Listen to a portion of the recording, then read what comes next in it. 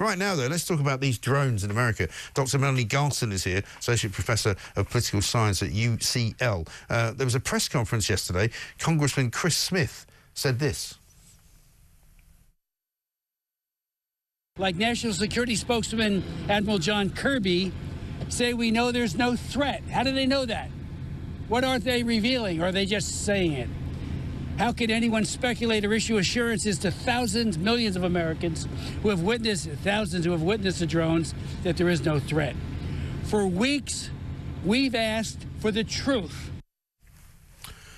It's an amazing story, this, isn't it, Dr Melanie? I can't quite get my head around it. I mean, it surely can't be beyond the wit of the American government to work out where these drones are coming from, and yet nobody seems to know what to do about it. Good morning, and it's certainly interesting, and it's interesting if you look at it on the band of a wave of actual drone sightings we've seen over the last few weeks, including here in the UK, in Germany, and now over 6 states of the US over multiple times. Although there was a statement made by Jim Hines yesterday that said that it's apparently not Iranians, not Chinese, nor is alien activity. So I'm not sure that gives the measure of reassurances, but certainly there are ways to detect the drones, but without capturing them, taking them down, which without a doubt the US authorities at a certain level have the authority to do. There'd be no way to be able to evidence actually the source of the drones. No, but I mean, people keep saying to me, surely they could just either capture one or shoot one down and look inside it and, figure out where it's come from. It seems to me that, if this is the height of America's kind of, capability with regard to defence of the realm, if you like, it's not very encouraging, is it? Well, they technically can do it. I think what it's highlighted is a gap on who can do it. So local law enforcement actually don't have some of these capabilities to be able to do it. So there's opening up a massive gap on what does local law enforcement able to do. And shooting down drones always carries a risk that a piece of flying debris is going to hit someone. So it's not as actually to do it. There are other mechanisms, net capture, interfering by the radar, jamming, and each of those have their risk. I think what's been highlighted here is who has the power and authority to do it, and local law enforcement authorities need to have an upgrade to deal with what is 21st century technology risks. Yeah. And what do you think it is? I mean, just off the cuff, what's your best guess?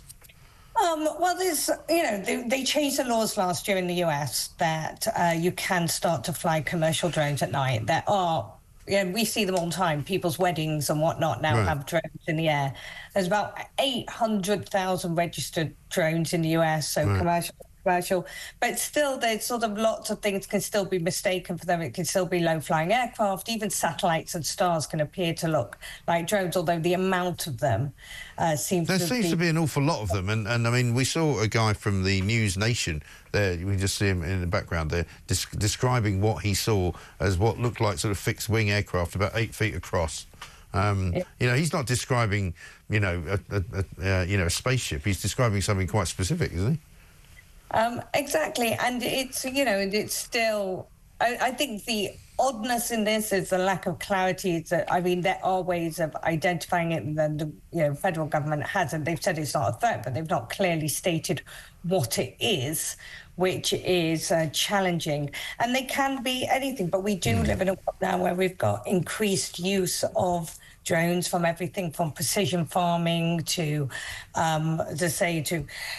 photography events, to inspections, to search and rescue. So this is something we're going to have to not just the US, all authorities are going to have to get a grip on. No, I get that. But it doesn't seem very normal for it to happen at night, where you can't really see an awful lot from up there. I mean, I guess they might have infrared or something going on. I'm just really puzzled as to why American officials in American government, whether it's local or national, doesn't seem capable of working out what it is. It just seems really weird to me.